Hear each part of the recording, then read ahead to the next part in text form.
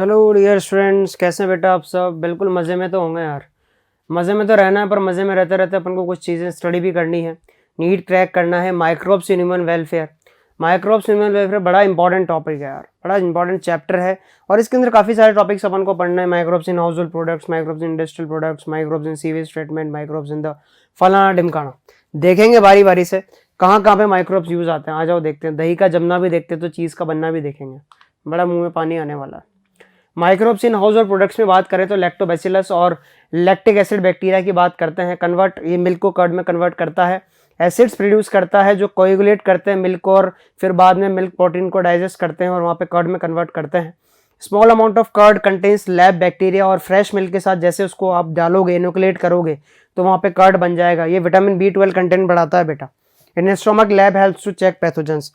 जो LAB pathogen मतलब LAB मतलब लैक्टोबैसिलस जो है, अगर जब जो है स्टोमक के अंदर जो है बैक्टीरिया की ग्रोथ को चेक करता है, पैथोजन को चेक करता है। बैक्टीरियल फर्मेंटेशन या एनारोबिक रेस्पिरेशन की बात करें, इन डो जो है is used to make food such as dosa और इडली। इनके अंदर एनारोबिक रेस्पिरेशन या फर्मेंटेशन होता है, इसकी वजह से बेटा ये फूलाव आ जाता है, और फूलाव आने से बेटा वहाँ पे इडली और डोसा बनाए जा सकते हैं। The puffed up appearance of dough is due to the production of CO2 gas. CO2 gas की प्रोडक्शन की वजह से वहाँ पे पफ्ड अप अपीयरेंस आती है डो के अंदर। अगर अपन बात करें बेकर यीस्ट या सैक्रोमाइसिस सर्विसे की, याद रखना है, नाम पूछा जाता है।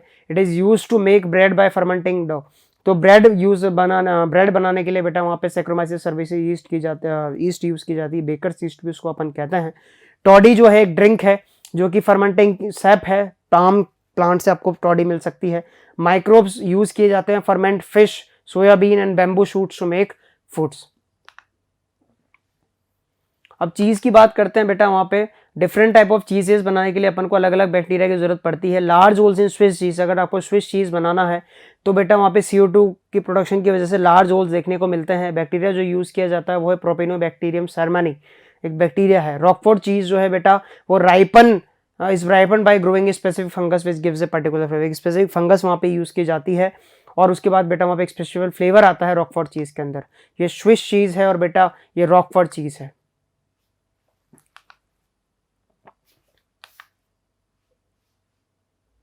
बात करते हैं अब माइक्रोब्स इन इंडस्ट्रियल प्रोडक्ट्स में, मतलब इंडस्ट्रियल प्रोडक्ट्स के भी वहाँ पे माइक्रोब्स यूज किए जाते हैं।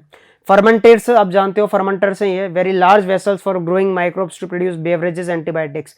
आपको एंटीबायोटिक्स बनानी हो या बेवरेजेस बनानी हो, कोई ड्रिंक्स बनानी हो तो इन फर्मेंटर्स के अंदर बनाई जाती है बेटा, इंडस्ट्रियल स्केल पे बम्पर प्रोडक्शन करते हुए।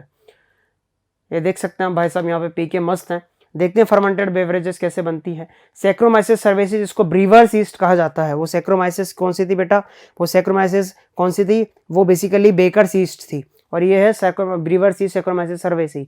ये जो है मॉल्टेड सीरियल्स और फ्रूट जूसेस वहाँ पे उनको फर्मेंट किया जाता है और इथेनॉल वहाँ पे बनाई जाती है। वाइन और बियर जो है विदाउट डिस्टिलेशन वाली ड्रिंक्स हैं। और विस्की, ब्रांडी और रम जो है बेटा ये डिस्टिलेशन ऑफ फर्मेंटेड ब्रॉथ, जो फर्मेंटेड ब्रॉथ है उसका डिस्टिलेशन करने के बाद मिलती है।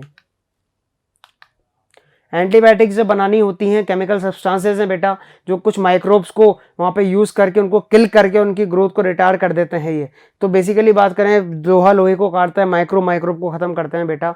Use to treat plague, whooping cough, diphtheria और लेप्रोसी को यहाँ पे जो है कंट्रोल करने के लिए यहाँ पे यूज़ की जाती है एंटीबायोटिक्स। पेनिसिलिन जो है फर्स्ट एंटीबायोटिक थी जो डिस्कवर की गई थी अलेक्जेंडर फ्लेमिंग द्वारा। उन्होंने ऑब्जर्व किया था कि एक मोल्ड, एक फंगस पेनिसिलियम नोटेटम जो है अनवॉश्ड कल्चर प्लेट्स पे ग्रो हो रही थी स्टेफाइलोकोकस पे। ठीक है, वहां पे स्टेफाइलोकोकस पे ग्रो हो रही थी, स्टेफाइलोकोकस वहां पे ग्रो नहीं हो पा रहा था। इसी वजह से उन्होंने बोला कि ये फंगस बैक्टीरिया को किल कर रही है वहां पे, तो पेनिसिलिन को उन्होंने वहां पे एक्सट्रैक्ट किया था बेटा। अर्नेस्ट चेन और हॉवर्ड फ्लोरे जो है उन्होंने एस्टेब्लिश किया था full potential as an effective antibiotic. ठीक है, Fleming, Chain and Florey were awarded Nobel prize combinedly in 1945। ये अलेक्जेंडर फ्लेमिंग थे, ये फ्लोरे थे और ये चेन थे बेटा। केमिकल्स, एंजाइम्स और कुछ अदर बायोएक्टिव मॉलिक्यूल्स भी सिंथेसाइज किए जाते हैं। जैसे कि ऑर्गेनिक एसिड्स की बात करें तो ये पूछी गई है टेबल, ध्यान रखना है। एस्परजिलस नाइजर जो है एक फंगस है, सिट्रिक एसिड प्रोड्यूस करती है। एसिडोबैक्टर एसिटा एक बैक्टीरिया है, एसिटिक एसिड प्रोड्यूस करता है। क्लोस्ट्रिडियम बोटैलिकम माइक्रोब जो बैक्टीरिया है वो बोटैलिक एसिड प्रोड्यूस करता है। लैक्टोबैसिलस जो है वो लैक्टिक एसिड प्रोड्यूस करता है। इजीली है, याद हो जाएंगे आपको। एस्परजिलस नाइजर ऐसी होती है बेटा, फंगस है। ये बात करें अपन यहाँ पे, एस्परजिलस नाइजर आपको दिखाई दे रही है, इस तरह से मोल्ड ग्रो होता है इसका। जो आपको दिखाई दे रहा है वो एसिटोबैक्टर एसिटाई बैक्टीरिया है। ये लैक्टोबैसिलस बैक्टीरिया है बेटा।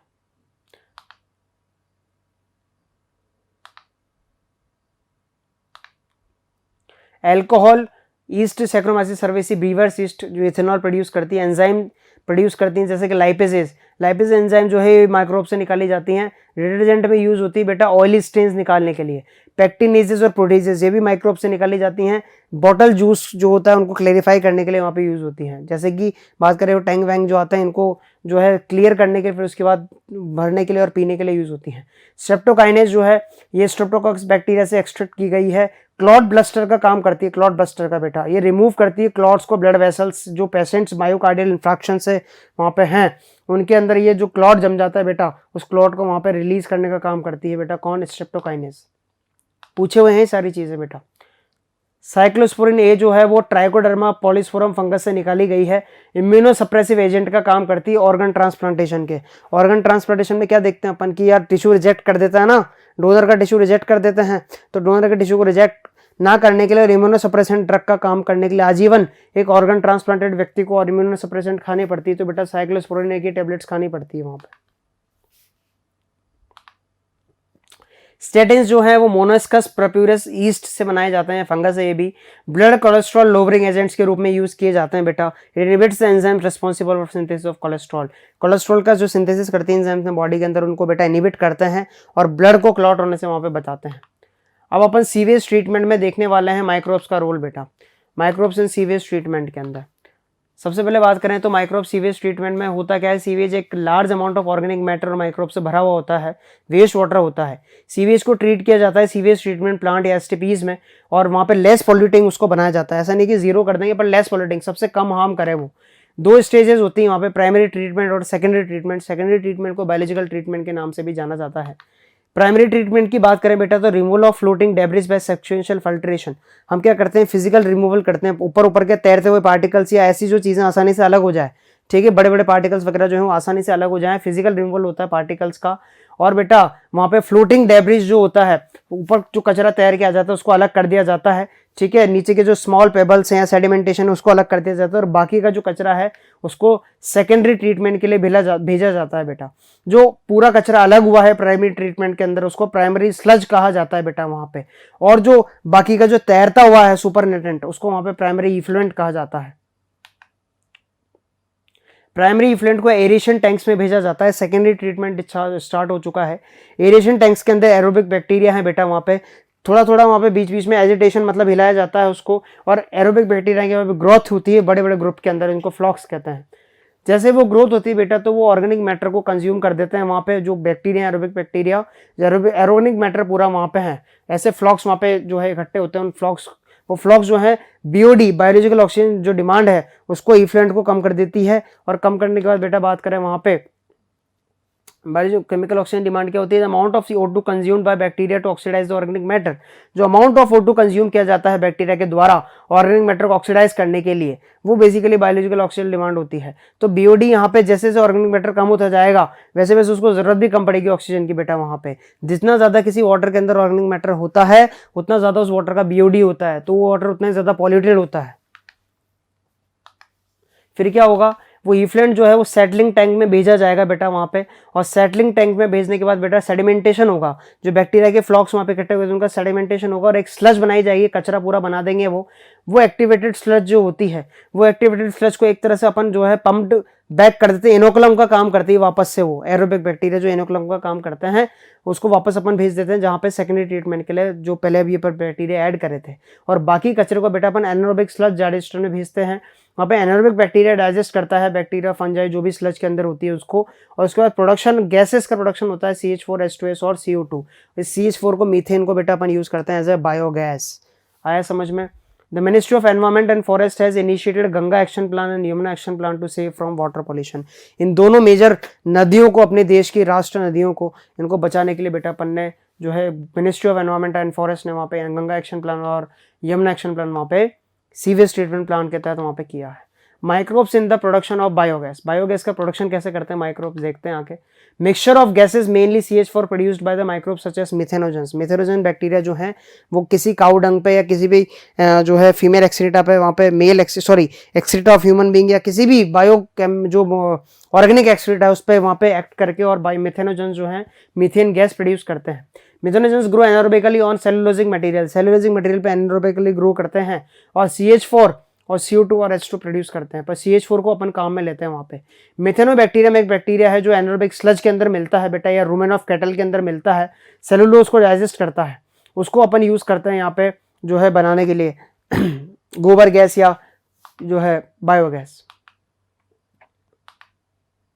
आप देख सकते हैं बायोगैस प्लांट के अंदर आपको डाइजेस्टर दिखाई दे रहा है, कंक्रीट का टैंक है डाइजेस्टर, 10 से 15 फीट डीप जमीन के अंदर है बेटा, ठीक है। और इसमें बायो वेस्ट अपन डालते रहते हैं, यहाँ से स्लरी और वाटर डालते रहते हैं, यहाँ से काउडंग वगैरह सब कुछ वेस्ट जो ऑर्गेनिक वेस्ट है पूरा वो सब यहाँ से डालते रहते हैं और यहाँ पे जो है इकट्ठा होता रहता है और फिर डाइजेशन होना शुरू होता है। ये पिस्टन है बेटा, ये चैम्बर इसको दबाता रहता है और ऊपर उठता कब है, जब गैस जैसे जैसे गैस बनती जाती है पिस्टन उठता जाता है उठता जाता है बेटा, और गैसेज यहाँ से निकल के बायोगैस की तरह चली जाती हैं और जो ज़्यादा स्लज हो जाती है ऊपर तक आ जाती है, उस स्लज यहाँ पे इकट्ठी होती रहती है, उसको हटाते रहते हैं और नई स्लज वहाँ से अपन नई स्लरी वहाँ से ऐड करते रहते हैं बेटा।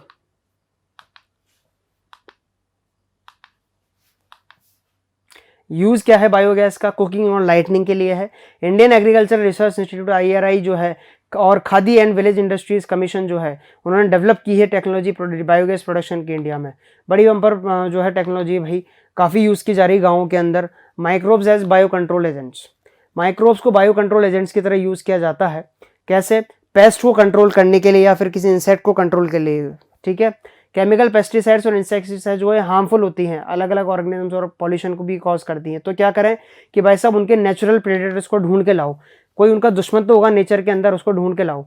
एग्जाम्पल्स क्या है बायो कंट्रोल के, जैसे कि लेडी बर्ड या बीटल है तो उसको एफिड्स पे फीड करती है वो, तो एफिड्स को वहाँ पे यूज़ करते हैं अपन, एफिड्स को खाने के लिए उसको यूज़ कर लेते हैं ताकि वो खा भी लेगी और अपन को वहाँ पे जो है अलग से पेस्टिसाइड नीचे रखनी पड़ेगी। ड्रैगन फ्लाइज जो है वो मॉस्किटोज पे फीड करती हैं, तो मॉस्किटोज वहाँ पे अपन को अलग से मॉस्किटो किलर्स यूज़ नहीं करने पड़ेंगे, ये फीड कर लेंगे बेटा वहाँ पे। जैसे कि बात करें बैसिलस thuringiensis, ये बटरफ्लाई कैटरपिलर को वहाँ पे कंट्रोल करता है। क्या करता है बेटा, बीटी कॉटन में यूज़ किया जाता है, अपन ने पढ़ेंगे अपन बायोटेक्नोलॉजी के अंदर कि बीटी कॉटन में यूज़ करते हैं इसको अपन। It is available in sachets as dried sports के फॉर्म में सेचेट्स में अवेलेबल होता है। वाटर के साथ मिक्स करो और ऐसे प्लांट जैसे कि ब्रेसिकास या फ्रूट ट्रीज जो हैं उनके ऊपर आप इसको स्प्रे कर दो, जो कि इंसेक्ट लार्वे खा जाते हैं उनको, तो उनके ऊपर उनके ऊपर स्प्रे कर दो। जैसे इंसेक्ट लार्वा इनको खाएंगे, इनके अंदर से एक टॉक्सिन रिलीज होगा जो कि बेटा उस इंसेक्ट को मार देगा वहाँ पे। बैसिलस thuringiensis बहुत काम आया है इस बीटी कॉटन या बीटी ब्रिंजल अपन ने बनाई या बीटी भिंडी वहाँ पे ओकरा अपन ने बनाया है। ट्राइकोडर्मा स्पीशीज जो है फंगस की वो रूट इकोसिस्टम के अंदर देखने को मिलती है। ये सेवरल प्लांट पैथोजन को वहाँ पे कंट्रोल करती है, नेमेटोड्स वगैरह को काफ़ी कंट्रोल करती है। बैक्यूलोवायरसेस या स्पेशली जीनस न्यूक्लियोपॉलीहेड्रोवायरसेस जो होते हैं, बैक्यूलोवायरसेस इस तरह से होते हैं, ये अटैक करते हैं इंसेक्ट्स और अदर आर्थ्रोपोड्स को जो कि क्रॉप को नुकसान पहुंचा रहे हैं। स्पीशीज स्पेसिफिक होते हैं, नैरो स्पेक्ट्रम इंसेक्टिसाइडल एप्लीकेशंस के लिए होते हैं। कहने का मतलब ये है कि जहाँ पे सिर्फ कॉमन एक पर्टिकुलर प्लांट पे ही इंसेक्टिसाइड अप्लाई करते हैं उसके लिए अपन इस बैक्यूलोवायरस को यूज कर सकते हैं वहाँ पे बेटा। This is desirable when beneficial insects are being conserve to aid in IPM, integrated pest management के अंदर अपन इसको यूज करते हैं बेटा वहाँ पे, ठीक है, ताकि हार्म भी नहीं करे किसी को और इंसेक्टिसाइड और पेस्टिसाइड्स की जरूरत भी ना पड़े बेटा अपन को। माइक्रोब्स एज बायो फर्टिलाइजर के तौर पे अपन माइक्रोब्स को यूज कर सकते हैं। बायो फर्टिलाइजर्स होते क्या है, ऐसे ऑर्गेनिजम्स होते हैं जो न्यूट्रिएंट क्वालिटी इंक्रीज करते हैं बेटा सॉइल की अपने आप, बैक्टीरिया, फंगस, साइनोबैक्टीरिया। राइजोबियम उसका एग्जाम्पल है बेटा, रूट नोड्यूल्स में पाया जाता है लेगुमिनस प्लांट के इस तरह से, और बेटा वहाँ पे नाइट्रोजन फिक्सेशन करता है, पूरे सॉइल की नाइट्रोजन कैपेबिलिटी बढ़ा देता है। फ्री लिविंग जो होते हैं सॉइल के अंदर जैसे कि एजोस्पाइरलम और अज़ोटोबैक्टर, ये भी नाइट्रोजन कंटेंट बढ़ाते हैं बेटा सॉइल का। माइकोराइजा, पाइनस के साथ तो इसका सिम्बायोटिक एसोसिएशन बिल्कुल परफेक्ट है। Glomus with plants with fungus gets food from the plant the fungal symbiont, जो फंगल सिम्बाइंट होता है वो फॉस्फोरस एब्जॉर्ब करता है सॉइल से और पास कर देता है प्लांट को। Give resistance to root borne pathogen, root borne pathogen है वो भी आसपास नहीं भटकते जब माइकोराइजा नीचे ग्रो हो रहा है तो, और सैलिनिटी और ड्रॉट के प्रति भी वहां पे जो है प्रोटेक्शन प्रोवाइड करता है। ऐसे होता है माइकोराइजा बेटा, इस तरीके से फैला होता है। Help in plant growth and development, plant की ग्रोथ और उसके डेवलपमेंट में काफी हेल्प करता है बेटा। मैं तो कहता हूँ पाइनस में अपन ने पढ़ा, जिम्नोस्पर्म में तो डेवलपमेंट ही नहीं हो पाता पाइनस का। साइनोबैक्टीरिया ब्लू रिंग एल्गी जो है ऑटोट्रॉफिक माइक्रोब्स है बेटा, they can fix atmospheric nitrogen, atmospheric nitrogen को फिक्स कर देते हैं, जैसे कि एनामिना, नॉस्टॉक, ऑक्सिलेटोरिया। पैडी फील्ड्स में यूज किए जाते हैं, राइस के फील्ड्स में साइनोबैक्टीरिया बायो फर्टिलाइजर का काम करते हुए बेटा। ऑर्गेनिक मैटर ऐड करते हैं, उनको आप सॉइल में छोड़ दो, अपने आप एटमॉस्फेरिक नाइट्रोजन को फिक्स करने का काम वो कर देंगे वहां पे। तो इस चैप्टर के अंदर ना अपन ने काफी इंपॉर्टेंट चीजें पढ़ी है भाई। बैक्टीरिया पढ़े हैं, फंगस पढ़े हैं, वायरसेस पढ़े हैं, जो वायरसेस तो नहीं पढ़े पर बैक्टीरिया फंगसेस पढ़े हैं बेटा, जो काफी यूजफुल है माइक्रोब्स के रूप में। चाहे वो सीवेज ट्रीटमेंट करना हो, चाहे हाउस होल्ड प्रोडक्ट्स में दही जमाना क्यों ना हो, या बायो फर्टिलाइजर्स बनाना क्यों ना हो, या बायो कंट्रोल एजेंट्स बनाना जैसा कोई काम ही क्यों ना हो, काफी यूजफुल है देखा जाए तो। छोटे छोटे पर काफी यूजफुल, ये अपन ने देखा। और बाकी बातें करेंगे बेटा अपन नेक्स्ट लेक्चर के अंदर। तब तक के लिए थैंक यू।